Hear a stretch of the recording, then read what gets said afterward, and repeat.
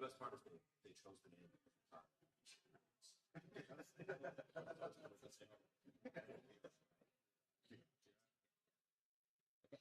Wonderful.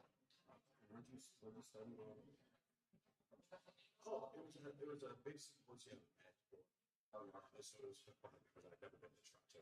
It was supposed to if you're not familiar. I think it took us like a quarter. Because I was like, I need to see down to Toronto. And then it took a long time. It's great. I'm surprised.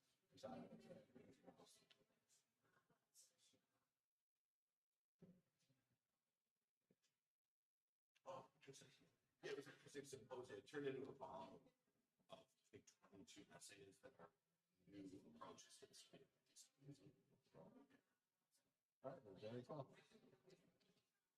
Well, Boker Tov, everyone. We're supposed to say Boker Or. Boker Or. It is a beautiful morning. And it's a beautiful morning, but we're talking about challenging things. And this is part of our ongoing series of our Sunday forums, in which we're exploring different aspects of certainly mental health, but also other important topics that are affecting the Jewish community and the community at large. And so I have the pleasure of introducing our speaker for this morning, Benjamin Nestor.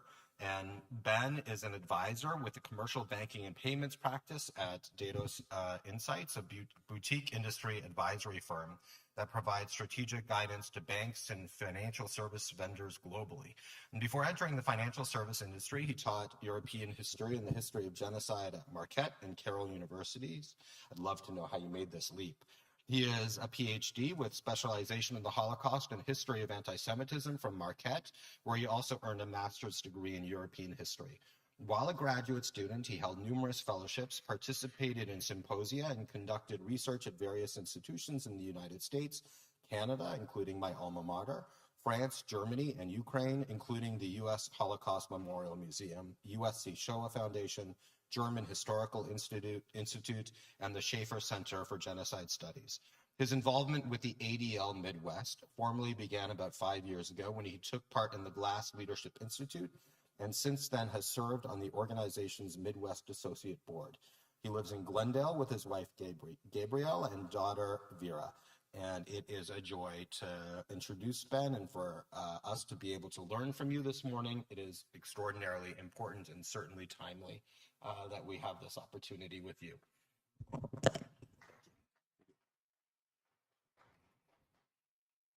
And thank you. I mean, thank you for the introduction. Also, thank you so much on such a beautiful day to come and have a talk like this. Obviously, this is something that is not an uplifting topic of all the topics within Judaism that are so uplifting and so inspirational. Unfortunately, this is the other part of thinking about Jewish history and Jewish life in America today that of course, is depressing and scary. But in some ways, when we talk about the ADL, we also are talking about what we can do about it. When we talk about contemporary anti-Semitism, contemporary problems in America and the world. I think in some ways, for such a beautiful day, it's an unfortunate topic, but it also hopefully leaves all of us a little bit inspired to think about what people are doing about it in ways that I think we can all help. And just to add one more point of clarification, as you heard, I'm on the associate board. So with the associate board, I do just want to be clear, I'm not an employee of the ADL. I'm here on behalf of Trent Spoolstra, who is the associate director of the Midwest office for the ADL. As will be shown in this presentation, the ADL Midwest covers a really large area. So as you can imagine, Trent is very busy on Sundays like this, going all across the region, trying to give talks like this. And he is so booked up that he has attempted to rely more on the associate board members to come and give talks like this today. And since I live in Milwaukee, I think he's hoping to lean on me a little bit to take some of the work off of his plate. Just for example, I think just a few days ago, he was in Lincoln, Nebraska at a university giving a talk. And I know right before then, he was in a different part of Wisconsin. He was in Minnesota. So he's kind of all over the place. But all that is also to say, because I'm not an employee, I probably can't answer all of your questions. I am here on behalf of the ADL, but as considering I'm not an employee, I just want to be clear that I'm not speaking for the ADL entirely. There might be questions I can't answer, but I can point you in the direction where I know you can find the answers to your questions.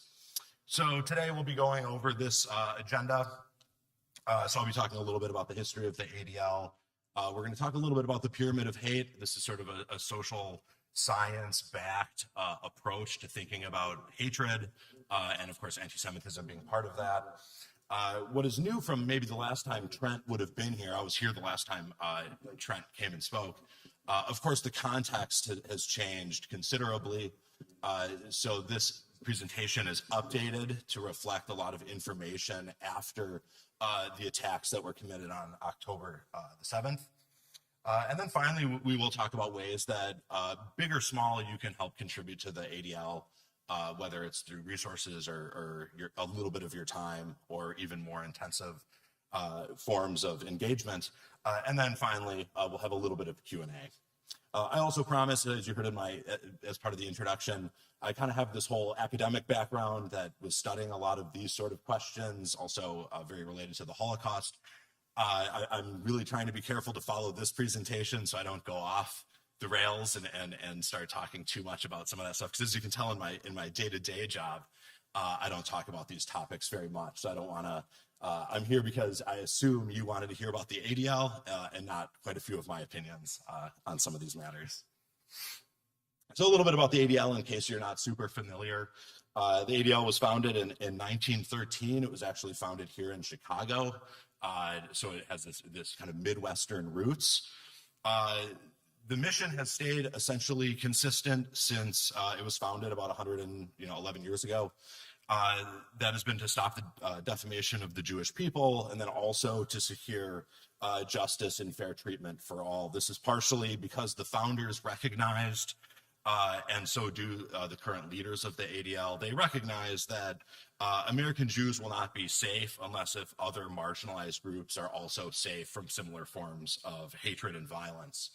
The founders in 1913 were certainly influenced by contemporary events Anti-Semitism, of course, existed in the United States at that time, but what really spearheaded their efforts to create the organization would have been the false accusation and then lynching of Leo Frank in Georgia in 1913, and then also the international context. So there was a very well-publicized trial happening in 1913 in Kiev, and that trial sort of caught the attention of world Jews in terms of ritual murder accusations, false accusations. So sort of all that combined, both what felt local and then also what felt global, inspired the founders to create the ADL, and it has ultimately become America's leading anti-hate organization. So especially within the Jewish community, I think there's a tendency to think of the ADL as only focused on anti-Semitism. Anti-Semitism certainly is the leading effort of the ADL. It's what you could maybe say is the principal but not only concern. So instead, they also focus a lot on other forms of hate and bigotry, which the next slide will also show. But as you can see, the ADL, as the leading anti-hate organization, has a really large footprint. That footprint extends throughout the entire United States with 25 regional offices. They also have an office in Israel. So there's actually global efforts that the ADL conducts as well. And then more recently, not reflected on this slide, the leadership of the ADL has been doing even more in Europe itself. So there's been meetings between the top leaders of the ADL and then some prominent organizations and also government officials in Europe. So it would even seem that the ADL is sort of expanding further in terms of where it hopes to extend its influence. So ADL, of course, is a 501c3 nonprofit. One thing that means is that the ADL is nonpartisan. So the ADL prides itself on calling out what it sees as forms of stigma or hatred on all ends of the political spectrum. That's why if someone ever looks up on Google, let's say, critiques of the ADL, I find it actually comforting that you'll find criticism of the ADL coming from all over the place, the political spectrum, which tells me the ADL tends to be very right on topics. They're very honed in on their message, and they're not swayed to try and only cater to one end or the other. They are very active, I think, in calling out hatred across the political spectrum. And yeah, hopefully this map represents one of the other reasons I'm here today. So as you can see, the Midwest coverage for the ADL, the Midwest office, which is located in Chicago, has a major footprint. It covers a lot of states. It's one of the largest in terms of geographic coverage. And one thing that does mean is that by being located in Chicago, there is almost a disproportionate amount of attention that goes towards Chicago, its office there, what the ADL is able to do locally. And I know I personally have really appreciated in recent years that the ADL, both at the high level board, then the regional board, and then all the way down to the associate board, has made more efforts to get engagement and participation from ADL members across the region, to get a little bit more engagement, to make things feel a little more localized. So what does the ADL fight? So the ADL absolutely confronts anti-Semitism. So this is a Jewish-founded organization, and it was inspired by both local and global anti-Semitism. So this is, of course, the first priority and the main thing that you could say the ADL fights. But it is important to recognize that the ADL also fights racism, sexism, xenophobia, discrimination against the LGBTQ community, and also other forms of bias, bigotry, or stigma. They do monitor and fight extremism from the far right, also the far left, within the political spectrum here. And then also that is extended to internet activities. So with the proliferation of the internet and online spaces over the past 25, 30 years, that it almost creates an entirely new and novel landscape in which the ADL has to try and fight forms of hatred, stigma, cyber hatred, as sometimes it's called. So how does the ADL fight these things? To best sum it up, the ADL usually calls it the 3 8s. So they investigate, the ADL educates, and then the ADL does advocate work. advocation. So in terms of investigation, they have the Center for Extremism. The Center for Extremism is made up of dozens of analysts who are specialists in monitoring and exposing various hate groups. So this includes things like anything public facing and sometimes even on kind of hard to find spaces of the web where extremists tend to aggregate and share ideas or plans. They're also monitoring blog posts, podcasts, social media accounts, pretty much anything that the investigators are able to get their hands on, they're able to monitor and then publish on those findings. So that's sort of that investigation or research piece of the ADL. ADL also does a ton of education work. This is one way I sort of began my engagement with the ADL. So they do their signature K through 12 program called No Place for Hate.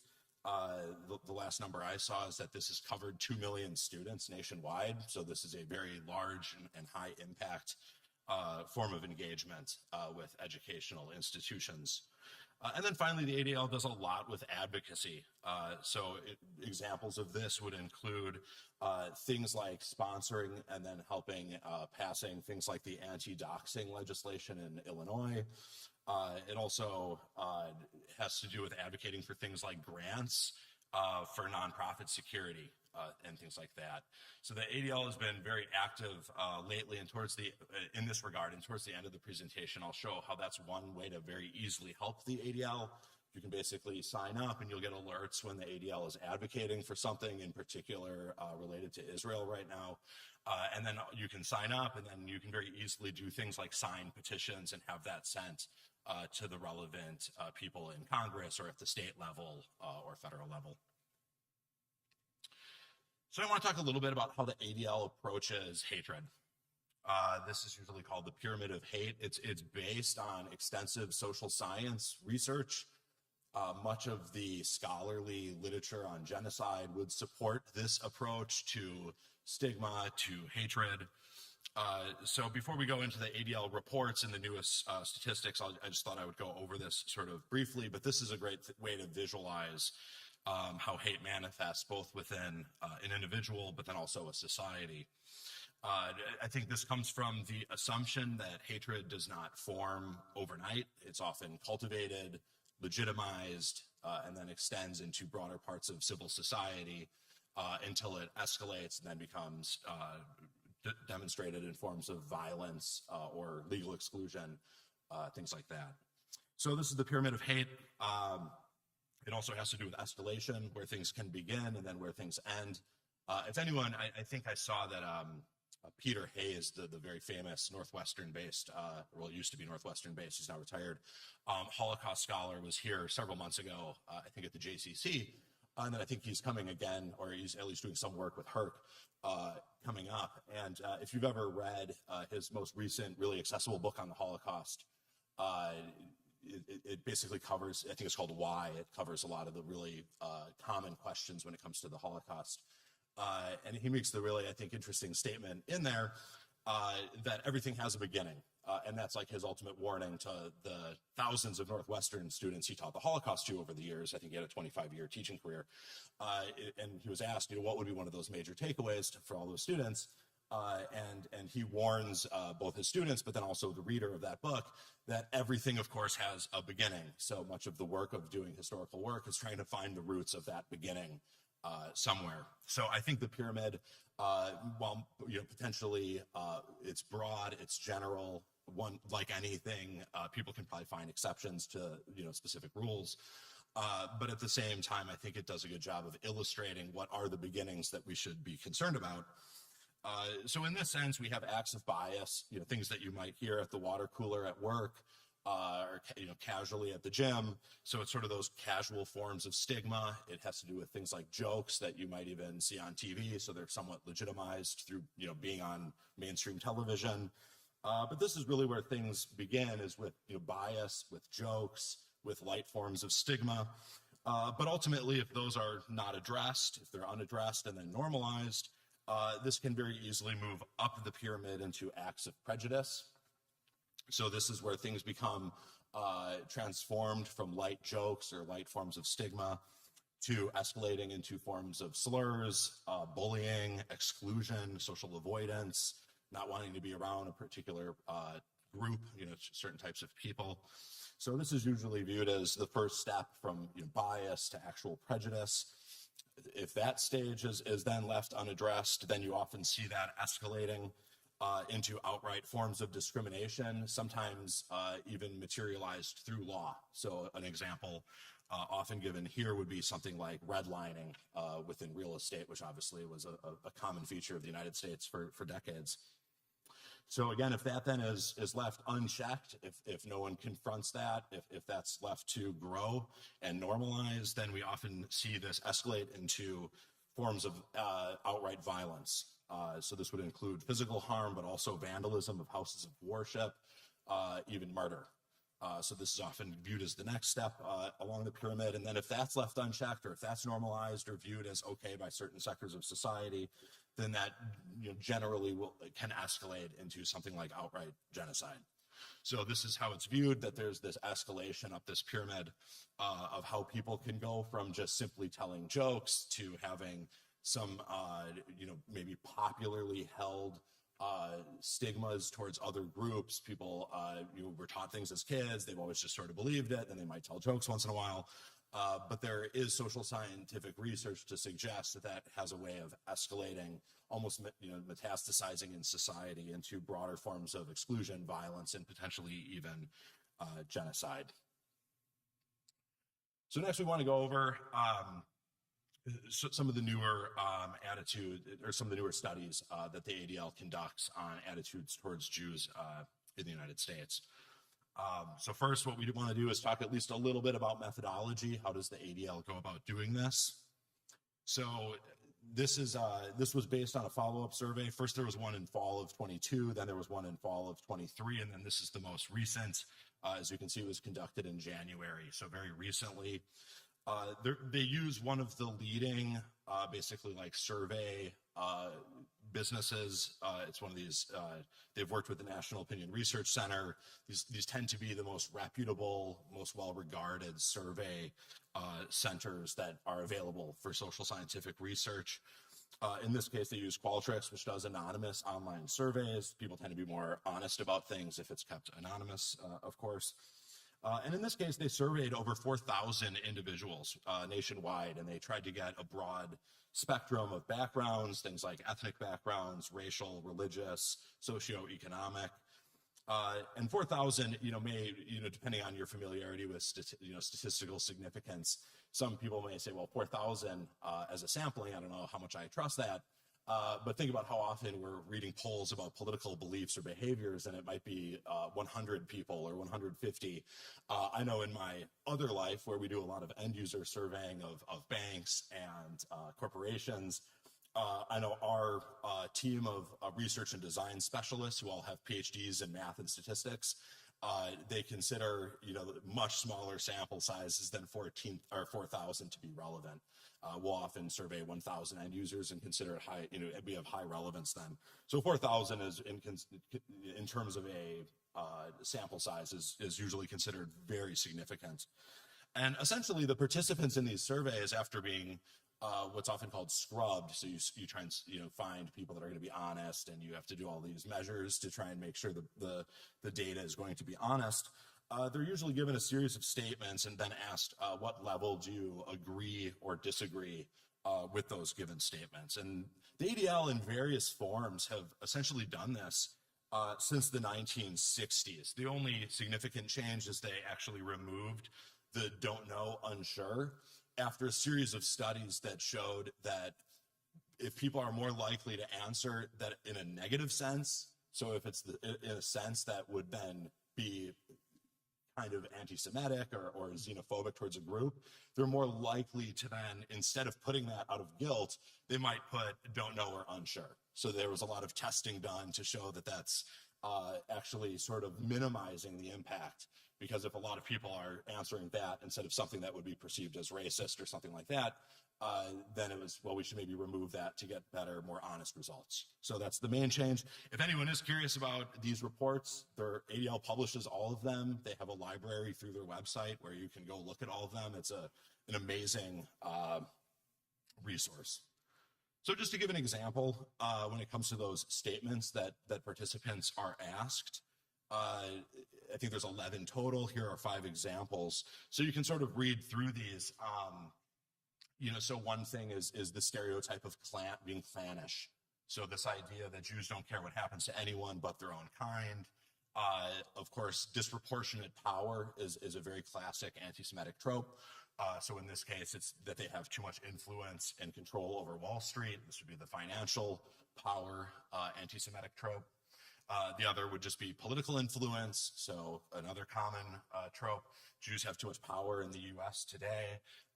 Another, the dual loyalty accusation. So Jews have more loyalty to Israel than they do America. And then another, Jews have a lot of irritating faults. So I'll let you look at these. I know anytime I've seen this presentation, so when I was sitting out where you are, or when we would get our associate board briefings, to get sort of access to these results as they would come in. I know every time I guess I'm torn. I'll just be honest with all of you. There's one side of me that's always depressingly shocked, but there's another part of me that maybe isn't so surprised after all, based on maybe some things I experienced as growing up Jewish in America, things that I always heard about that my mom experienced. There's sort of that sense of anti-Semitism is always around, but then how visible really is it? How prominent really is it? And then when you can really put numbers to it, I think sometimes it has a different sort of resonance that we experience. So I know for me, when I saw these results, I think first and foremost, I was surprised. And then also, we do want to be careful with that pyramid of hatred. This doesn't necessarily mean that every person who answered affirmatively to some of these questions automatically want to go commit a genocide. Absolutely not. But what it's more about is that building and normalizing prejudice, bias, and then that building and being normalized into outright forms of violence, hatred, wanting to influence our political system to disproportionately focus on Jews or Israel. And then from there, it can turn into even worse forms of hatred or violence. So absolutely, there should be the qualifier. Not every one of these people outright is what we would call an anti-Semite. Not every one of these people believes that there should be even more violence committed towards the Jewish community. But it is an indicator of where people currently stand on a lot of these issues. So in that regard, one I know that stood out to me is that the Jews are more loyal to Israel than America. Almost 50%. I think that is a shockingly high percentage of people believe that.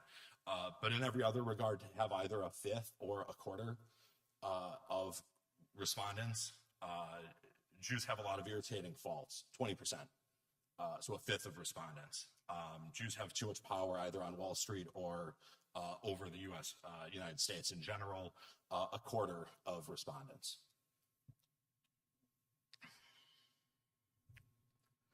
So the ADL has tracked this over time, and the ADL is quite confident in making the assertion that after a lot of decline in the acceptability and widespread nature of anti-Semitic beliefs, that we are reaching sort of a high point once again.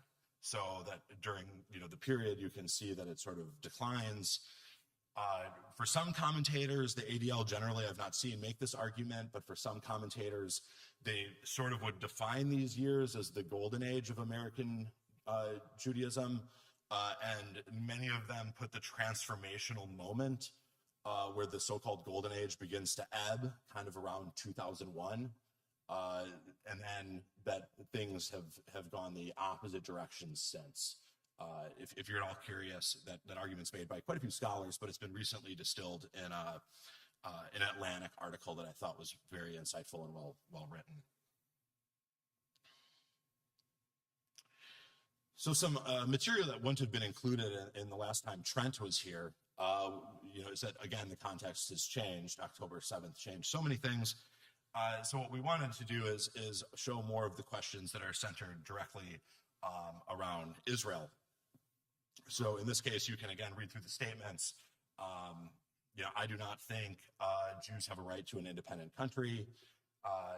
Israel intends to cause as much suffering as possible to Palestinians. So of course, again, there's some sort of unique disposition to Israelis or Jews that they can't, of course, just do things normally. It's that they have these disproportionate drives to do things that are violent or that disrupt the Middle East or global community.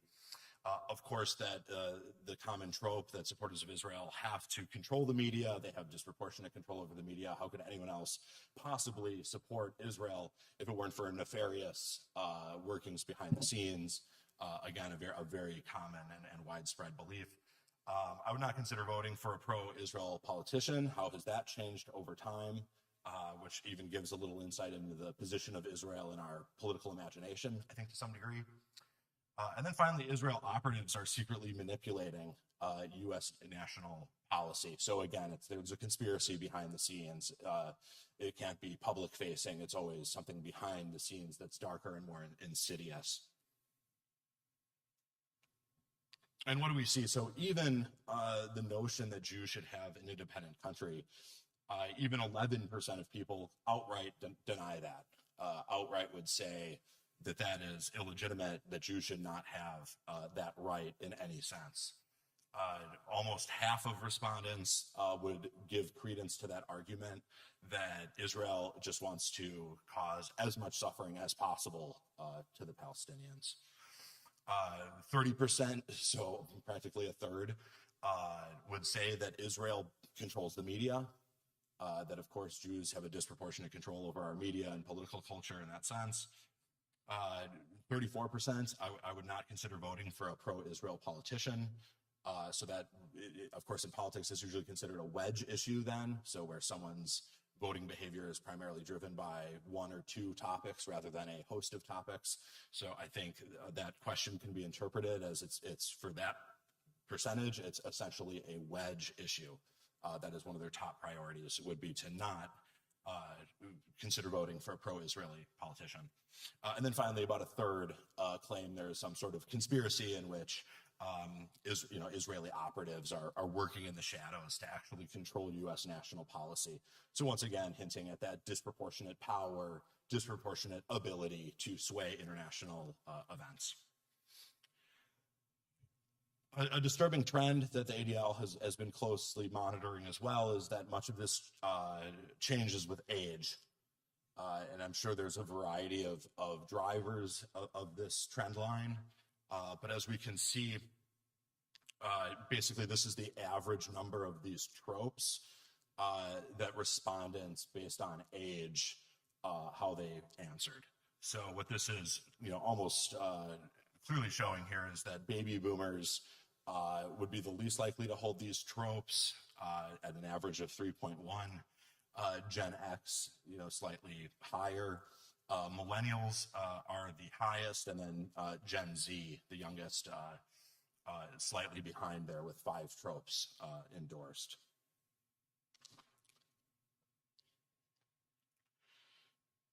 So here's a question that was asked. This has to do with essentially the comfortability around Hamas in American culture.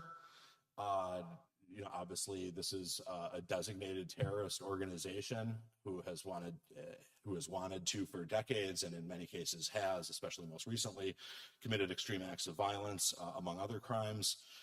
So in this case, the question is, Americans who are comfortable having a friend that supports Hamas. And as you can see here, over half of Gen Z is okay having a friend who supports Hamas. So again, this is a designated terrorist organization. I think any of us that lived through 9/11, to have an answer like this about Al-Qaeda would have been so incredibly shocking. But I think this says a lot about how information is being transmitted to younger populations, propaganda campaigns targeted towards younger populations on social media, and I'm sure among other variables as well. So, a few conclusions, of course, there are younger Americans, maybe they don't know that Hamas is a terrorist group, but they also, it would seem, and this is maybe more troubling, they don't care that America considers it a terrorist organization, and they instead view Hamas as these freedom fighters. So it kind of actually shows a dual level of cynicism, both towards, on the one hand, Israel and Jews, but on the other hand, towards the U.S. government's ability to tell the truth or accurately depict one group as freedom fighters and another group as a terrorist organization. So there's kind of embedded in that belief actually a lot of pretty disturbing assumptions. So again, this was another example of some of the tropes and how they were responded to. So I want to shift a little bit. So this will look at how the ADL has attempted to respond to the American political situation following the October 7th attacks. So the ADL has been deeply involved in attempting to monitor the situation, once again, to try and educate and then also to advocate.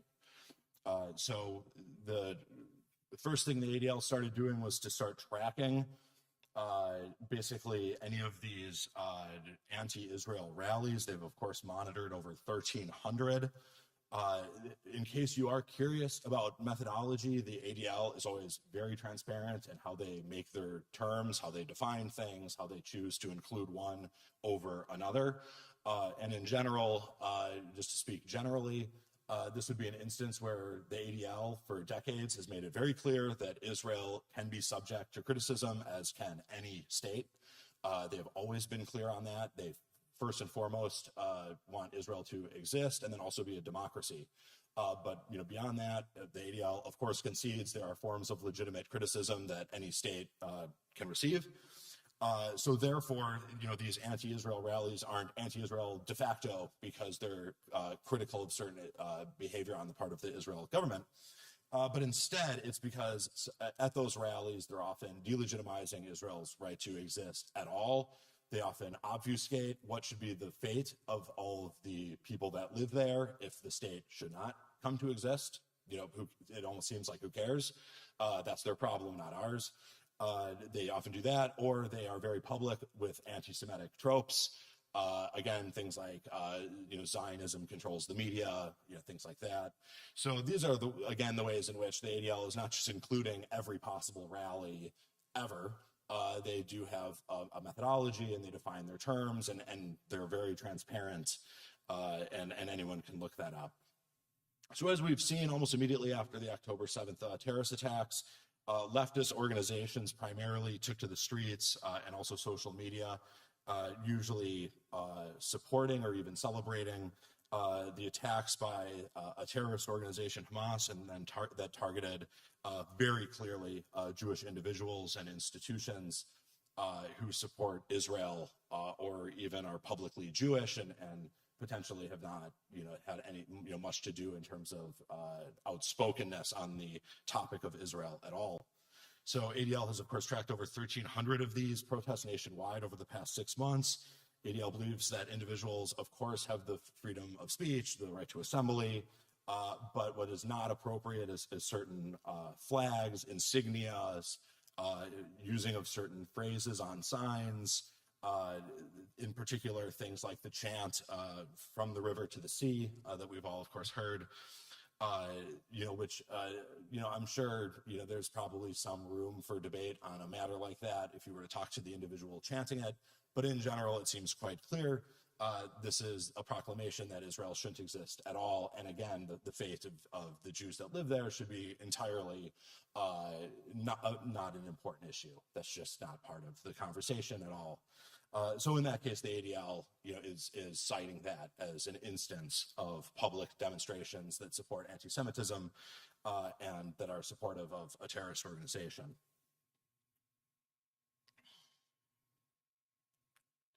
So ADL, in part of monitoring and tracking a lot of these instances, the ADL has also taken to the news to try and provide what I would call sort of a centrist or moderate voice of reason, to have an open dialogue about public pronouncements of anti-Semitism in the United States, but also how that relates to the contemporary issues centering on Israel.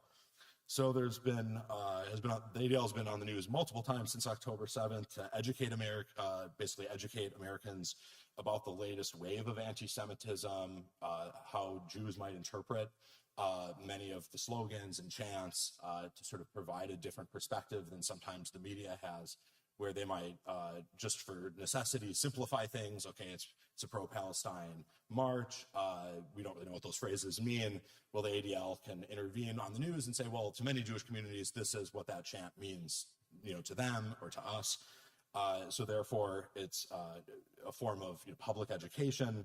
The CEO, Jonathan Greenblatt, has also appeared multiple times within op-eds, in addition to major news organizations on TV. And then also at a slightly more local level, the ADL Midwest Regional Director, David Goldenberg, he's given numerous interviews, both in Chicago, but also at the regional level. And I think he's given an interview at least in every state in the 9 states that ADL Midwest covers. So that's sort of a local form of activism. The ADL has also created the Not on My Campus campaign.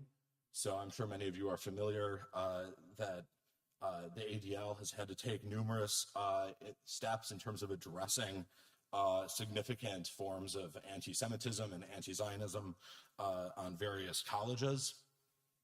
So this has been one of the primary areas in which the ADL has had involvement, and its principal goal, of course, is that anti-Semitism should not be accepted on U.S. college campuses, full stop.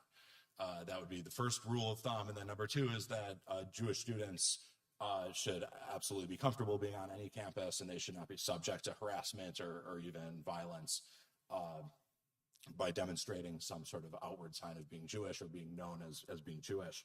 So this is, again, an instance where the ADL has been very vigilant, very active. They've also recently come up with a report card so that way prospective parents can sort of at least get some sort of information regarding how a certain campus or college has responded to some of these instances, whether they've responded poorly or not. I think they recently, Brandeis has done quite a bit lately to try and curb some of this, so therefore their grade is higher. Whereas, of course, I know all of you are familiar, some of the Ivy Leagues have recently received failing grades for absolutely failing to protect its Jewish students. So then a final thing with that advocacy work at U.S. college campuses, they've also created a legal line. So this is a resource primarily for Jewish students, but also Jewish faculty. So they can call, it's actually a partnership with Hillel, the Brandeis Center, and then also a law firm. Basically, and the law firm is willing to do pro bono work on this. So that way, if a college student or their parents or a faculty member are the victim of anti-Semitism and they don't feel that the university has responded properly, they can go to the website, or they can basically dial this call help, and there's the number, and they'll be linked to a lawyer, and then they can help determine if further legal action is necessary.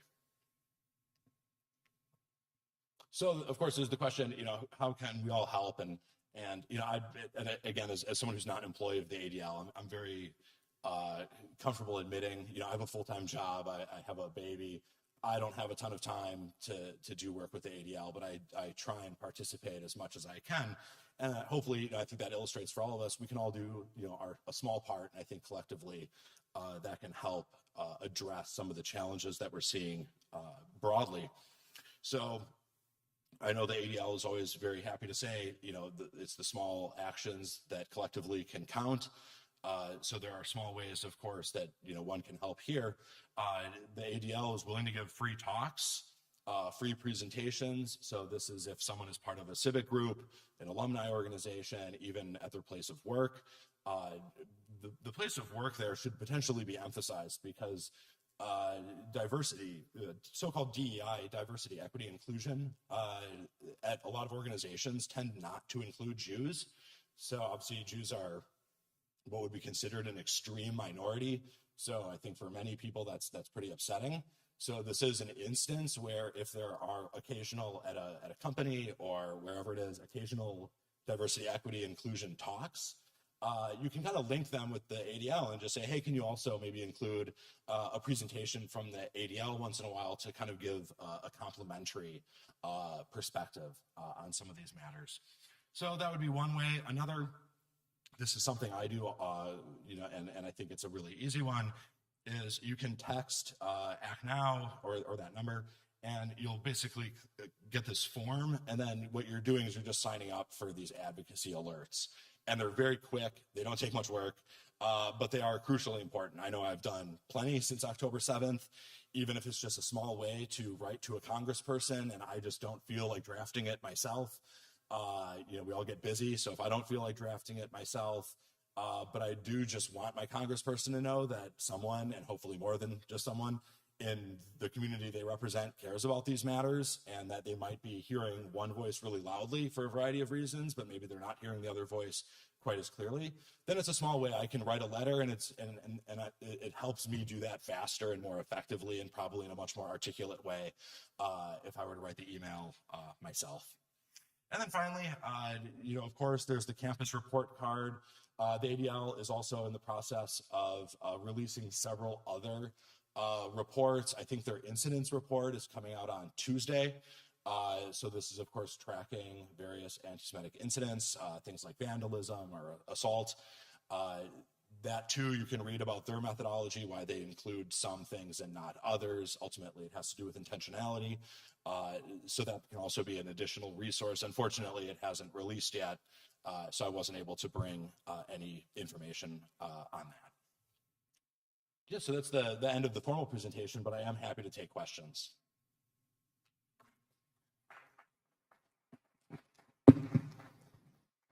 Thank you so much, Ben. I got a quick question for you, and then we'll the results of the survey for the what people were thinking about the Jewish community. Is that compared to how people feel about other ethnic minorities? And is it just reflect a general feeling of otherness, or is it specific to the Jewish community? Yeah, so those particular surveys are specific to the Jewish community. One could, of course, do some cross-reference work to see how it does compare. But I think anyone who studies these spaces at all, or even has a lived experience, recognizes, and it's why the founders of the ADL, of course, wanted to link other groups and other forms of hatred, is that in some ways they work in tandem, and there are extreme areas of comparative similarity, but that another thing about anti-Semitism is that it has always diverged in really unique ways. Especially, and I know a lot of scholars have said this, so this isn't necessarily my opinion, but especially when it comes to Jewish power. There are very few, of course, other stigmas where you actually would be willing to concede the other group is smarter than you are and more crafty. Very few other forms of stigma do that. I don't think actually any. So if one were to look, let's say, at the colonial period, right, if you think about the awful stereotypes and forms of racism leveled at colonized people, let's say during the British Empire, you would never see them saying, well, those colonized people in that part of the world, they are technically smarter than us, they're this, that, the other. So that there's this unique element about Jewish power that I think the survey work really does an amazing example of illustrating numerically. But yes, I think it would be interesting to see some of the comparisons, because then I think you would see similar trend lines, but then really interesting divergences as well. And I think those differences sometimes are just as important as the similarities. Hey, thank you for coming, and that's a good talk and everything. So I'm not going to grandstand too long, but I just wanted to make one comment and then questions and advice from you. My perception of the ADL and the value you do is your statistical analysis. Because when you read the New York Times or any of the newspapers or whatever, they always quote the ADL and your stats. So that's where you're visible, at least to me and others in the community. And I think that's the real value, at least my perspective, of what you do. So that's one thing. The next thing is, look, everyone understands anti-Semitism from the right, neo-Nazis, tiki torch people. But the insidious and dangerous one is from the left. And so, I don't know how did we get lumped in that corner, that the left is against Jews and against Zionism, and so the running joke is, the reason why, as middlemen throughout history, we are looked at as, persecuted because we're middlemen, but more so because we're successful. The way to deal with anti-Semitism, just fail. Don't be successful. Don't get a PhD. If we were poor and all indigent and not successful, no one would be anti-Semitic toward us. Yeah. All right. So that's just a comment. So 2 questions. One, Harvard set up some committee to decide on anti-Semitism and to squash anti-Semitism. They can't even decide what anti-Semitism is. So that's one question. What is anti-Semitism? Is anti-Zionism anti-Semitism? Second question is, I donate money to multiple societies. And now, I'm on the list of everyone. Everyone and his grandmother wants my money. So what organizations, you're not speaking from the ADL, what organizations do you like? Which ones do you think are very valuable and doing good work? Since I get emails from everyone and his grandmother, what do you like? And who should I give my money to? Who should I give my time to? And who is making an impact in society? Sure. Well, great. Thank you so much for those questions and comments. Maybe I can address them in reverse order, and we'll see how my memory is functioning on a Sunday morning. Yeah. So first, and I'm absolutely not only saying this because I'm here speaking sort of on behalf of the ADL. I'm dedicating my time, to do something like this, and I've tried to dedicate as much time as possible to the ADL, and sort of link to one of your earlier points. I really appreciate I know and this is personal, but when I look into the ADL, I appreciate that you will find critiques from all sides. That tells me, that they are trying to run a middle path in a society that seems far and far less accepting towards middle paths. Societies that believe in things like compromise, and that sometimes you have to, disagree with people and that you can move forward together. I think the ADL is so committed to that sort of approach. And therefore, the right wing the extreme right has generally disliked the ADL because of their work around LGBTQ issues, around their advocacy work around other forms of racism or hatred. And then equally, there is so much critique from the left. Probably the biggest controversy is from the 90s, when there was some alignment between the ADL and various law organizations, completely sidestepping that maybe a lot of Jewish communities generally like to have beyond good terms with police departments and various things like the FBI. That's nice when you're an extreme minority that has experienced tremendous hatred and violence in the past. So that's something where then it kind of goes over the left's head. They don't think at all about that. So I know personally, I think they do amazing work. I also get a lot of emails from so many organizations hoping for time and money. And there's only so much to give. I really do trust in the ADL. I so appreciate the work that they do. That's just, of course, my take, and I hope it comes off as somewhat objective, even though I'm up here semi-representing the ADL. In terms of, to go back to also this kind of link to your comments. Actually, I'll go back over to one. 100% agree about the data. Data is so important. That's also in my regular professional life. We do advisory work with banks. They wouldn't care if we didn't have interesting data. So the ADL, I think, does a lot of qualitative analysis. They have a whole center for anti-Semitism studies, where they're looking sort of qualitatively and very holistically at what people have written over time from an academic perspective. But then they also do things like the surveys, and it's that survey data that's always, it feels more quantitative, it's more objective. And all of that is underlined by the fact that the ADL does have a working definition of anti-Semitism. It aligns with a lot of other organizations as well. And in their form of the definition, they are including anti-Zionism and very specific forms of hatred towards Israel. But again, there's always that qualifier that Israel is a state. It's not subject to immunity from any criticism at all. The ADL has always been very vocal about that. But likewise, a lot of the hatred towards Israel and a lot of the critiques tend to be underlined by many anti-Semitic assumptions, and it's that part that the ADL does not agree with. But from a different perspective, even anti-Semitism, even the scholarly world is divided. There's some scholars, one particular at Indiana University, who gets a lot of critique from others because he includes so much left-wing critiques of Israel in his work on anti-Semitism. And then all the way over to the other side of the political spectrum, someone like Jonathan Judikin, he used to be at Rhodes, I'm not sure where he is now, but he doesn't even like the term anti-Semitism. He uses the term Judeophobia, and he is very critical of the idea that anti-Israel is at all linked to Judeophobia. So I personally disagree with him, but he's a very serious scholar who needs to be contended with, and his ideas aren't just happening on a blog post. So yeah, the whole scholarly community can't really even agree. I'm sure all of you have some different opinions on what really is anti-Semitism. How does it materialize?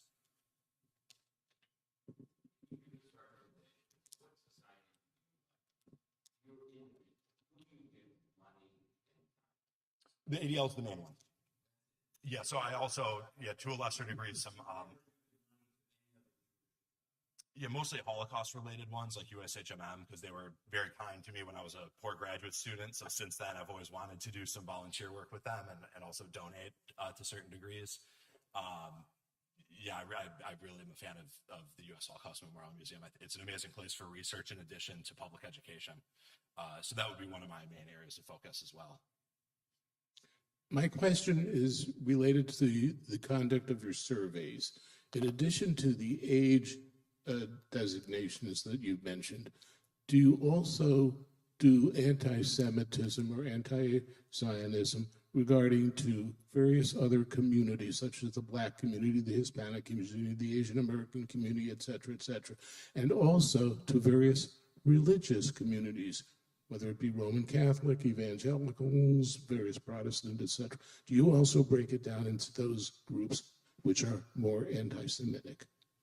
Exactly. So they can do data cuts in any direction of the questions they've asked. You get these precursor questions before filling out the survey. So just as it asks you your age, you can also answer your ethnicity or racial background. So it does have all those qualifiers. And any of those qualifiers, then you can cut the data by. From what I understand, and I'm not necessarily an expert on these statistics and how they're cutting them, but the age one, they're finding the demographic as a variable to be the most profound in terms of how it ends up affecting the results. So I do think that's one of the main drivers as to why they want to show those charts rather than some others. I think differentiation between something than like religious or ethnic background hasn't been, they're not viewing it within their survey samples as quite as important. However, I do know anecdotally, all of us probably have assumptions about that. I mean, there are assumptions many people hold about the American evangelical community and their beliefs regarding Israel. But again, I think it's those age cuts that they're really trying to show.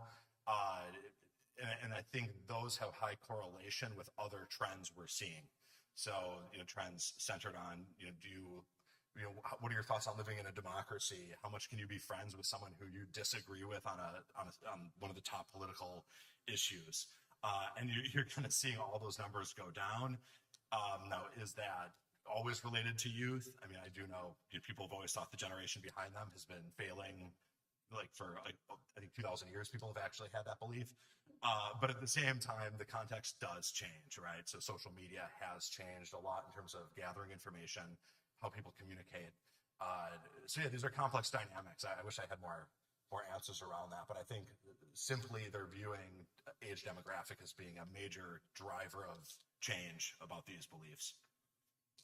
I would like to see the ADL add one more 8 to the group of 8s, and that would be collaborate with other organizations, with African American, with Muslim, Sikh organizations, And that, like the Red Cross that jumps in whenever there's a disaster, I would like ADL to jump in whenever there's an act of hate in any community. And, yeah, and you will find they often do. There's actually a section on their website. I wish I knew these off the top of my head, but there are many organizations they have formal agreements with, and those other organizations reflect a broad swath of forms of advocacy, various religious and ethnic groups. And they're at the forefront of often jumping in. Many of you might remember that it was just an awful crime that happened. I think it was in Illinois. It was a stabbing, I think, of someone of a Palestinian background. The ADL was actually one of the first voices to jump in and say this was an act of hatred, and all the rest. And, I think, again, for me, that's sort of one of the reasons I just so respect the organization. I think they have pretty clear definitions of what they, will go and advocate against. And then they're very consistent in following through on that, regardless of the political context or the background of the person or things like that.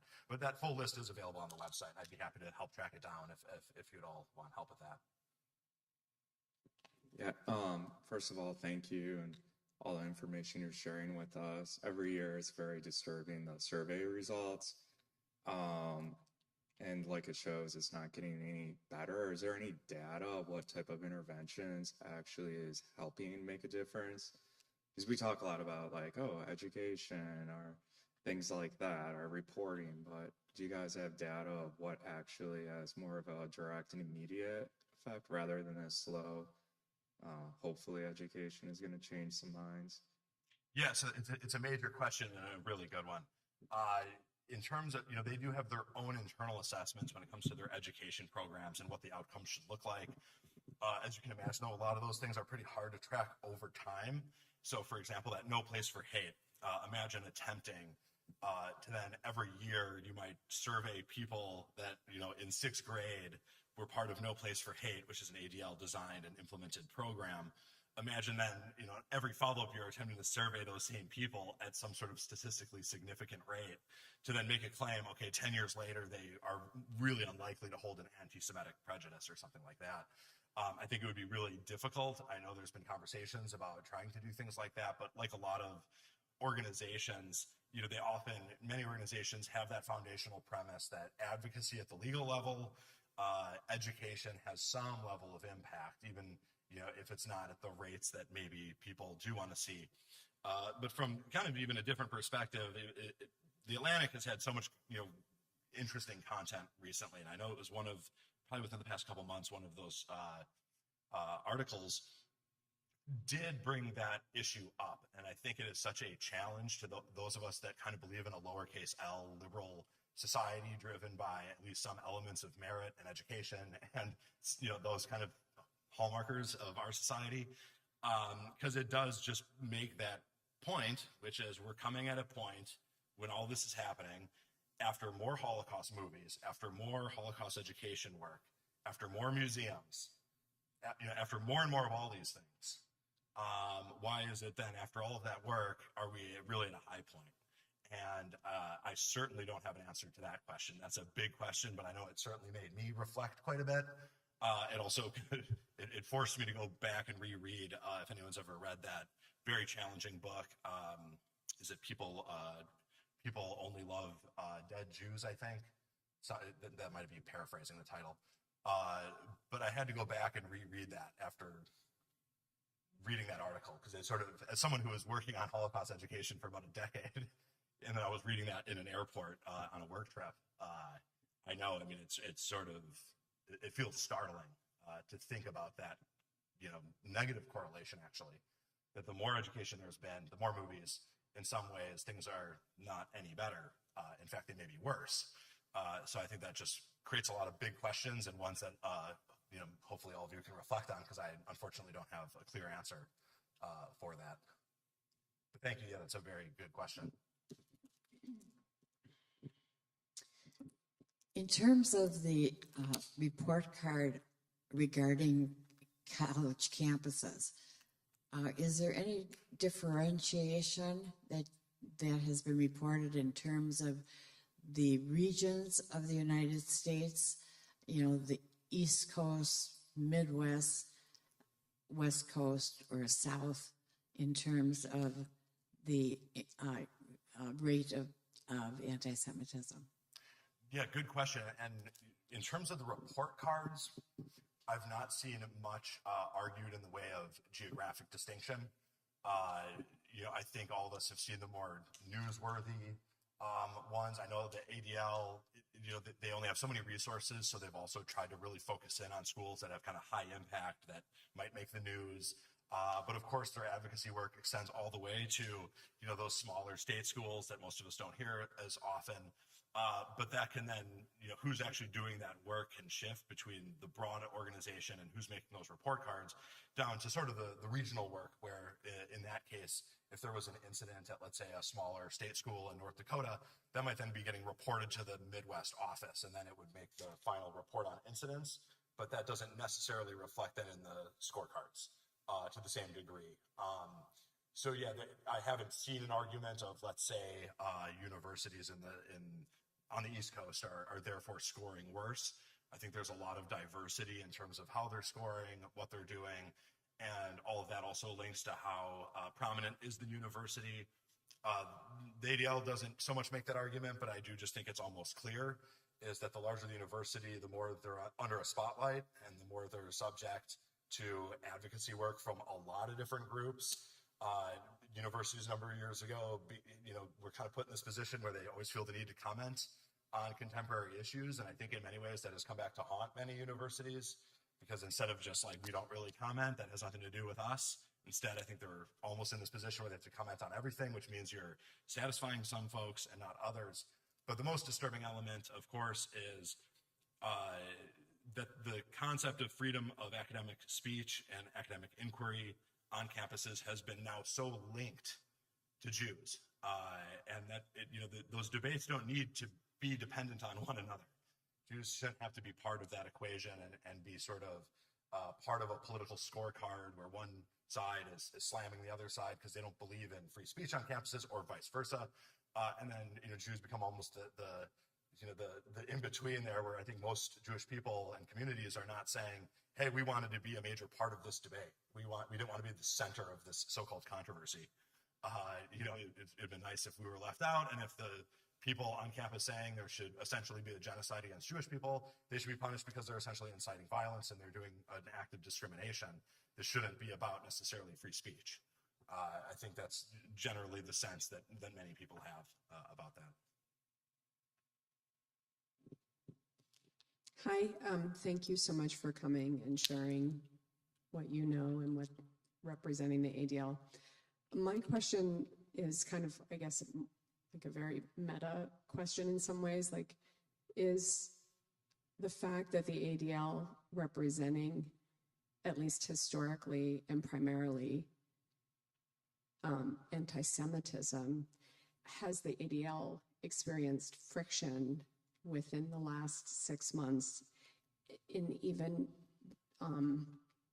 being welcome to the table, like, because we're all being perceived differently now in this country specifically. So just by the nature of what the ADL represents, has there been some analysis or like witnessing of like a pushback to even the ADL? I guess is my question. Yeah, and absolutely not speaking on behalf of the organization at all on that particular question. But I would have had to have been ignoring the news to not see that there's even been controversy within the ADL. There's been, of course, some employees to leave. There's this general critique happening from some circles that the leadership of the ADL is sort of a little too focused on the issue related to the terrorist attack on Israel. That, of course, seems to be a minority dissenting voice within the organization.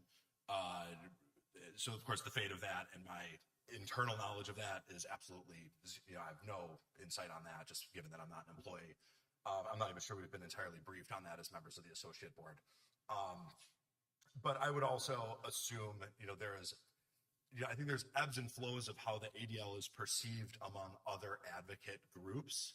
And those ebbs and flows probably are correlated to the degree to which the ADL is at any given time more confronting the right-wing extremists.